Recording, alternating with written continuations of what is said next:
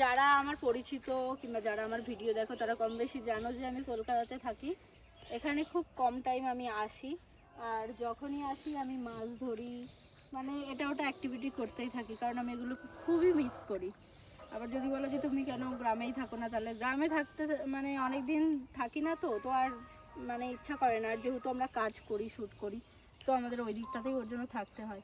এটা হচ্ছে আমাদের পুকুর, আর ওই যে পুকুরে নামার সিঁড়ি, ওই যে আমাদের বাড়ি, ওইটা আমরা ওখান জল থেকে কমে নামি। গেছে তাই আমরা এখান দিয়ে নেমেছি। হ্যাঁ, যেহেতু জল কমে গেছে তো তার জন্য ওখান থেকে আর নামা পসিবল হচ্ছে না। ওখানে অনেকটা জল, আর ওখানে মাটি কাটা বলে পুরো গর্ত আছে, তো আমরা ওর জন্য অন্য রাস্তা দিয়ে এসেছি। তো আমি এখন মাছ ধরার চেষ্টা করছি, কিন্তু মাছ পাচ্ছি না। বাবার বলছে তাও ধরতে, তবুও দেখছি। আমি বলছি যে অত জলের মধ্যে যেও না, সাইডে এসো। অত জলের মধ্যে মাছ সব বাবা, পালিয়ে এখানে যায়। কালো নোংরা কাদা, এখানে মাছ কোথায়?